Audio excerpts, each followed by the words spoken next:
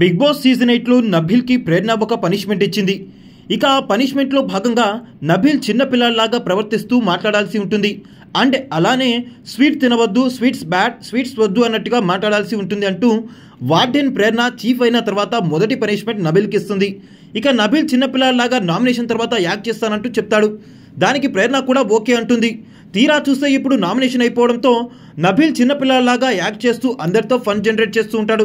ఇక అందులో భాగంగా నబిల్ అవినాష్ దగ్గరికి వెళ్ళి ప్రేరణ ఆంటీ నాకు స్వీట్స్ ఇవ్వనంటుంది అంటాడు. అది ఎందుకు ఇస్తుందిరా, అది బడాయి మొకంది, దాని జోలికెళ్ళ మాకు, ఏదో కంప్లైంట్ తీసుకొచ్చి మళ్ళీ మన నెత్తి మీద పడుతుంది అంటాడు అవినాష్.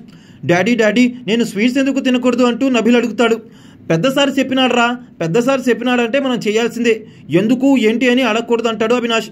డాడీ రోహిణి ఆంటీ నన్ను బ్యాడ్ బాయ్ అంటుంది అనగా అది ఉత్త ఎడ్డిది, దాంతో ఎందుకురా నీకు, బాసి మొహంతో టీలు కాఫీలు తాగుతూ ఉంటుంది, దాంతో దూరంగా ఉండాలి బిడ్డ అంటాడు. నాకు స్నానం చేపిస్తా అంటుంది డాడీ అంటూ నబిల్ అంటాడు. దాన్ని చేసుకోమను స్నానం ముందల, తర్వాత చేపిస్తుంది అది అందరికి కూడా అంటాడు అవినాష్. అది డాడీ మరి నువ్వు చేపిస్తావా నాకు స్నానం అని అంటాడు నబిల్. ఇప్పుడే కదరా దొడ్డిపోయింది, అది ఎండినాక 2 చెంబులు వేసుకో పైకి, స్నానం అయిపోయినట్టే అంటాడు అవినాష్. ఇక విష్ణుప్రియ పక్కనే ఉండి చిన్నప్పుడు నువ్వు అలానే చేసేవాడివా, వాడికి అలా చెప్తున్నావు అంటుంది. ఇక హౌస్ మేట్స్ అందరూ కూడా నబిల్ అండ్ అవినాష్ యొక్క ఎపిసోడ్ చాలా బాగా ఎంజాయ్ చేస్తారు. మొత్తానికి వీరిద్దరి జోడీ అయితే చాలా బాగుంది. ఎపిసోడ్లో నబిల్ చిన్నపిల్లలాగా ఎలా పర్ఫామ్ చేశాడని మీరు అనుకుంటున్నారు? బాగా చేస్తాడనా లేక బాగా చేయడనా? మీ అభిప్రాయాన్ని కామెంట్ చేసేయండి. అలానే మా ఛానల్ని సబ్స్క్రైబ్ చేసుకోండి.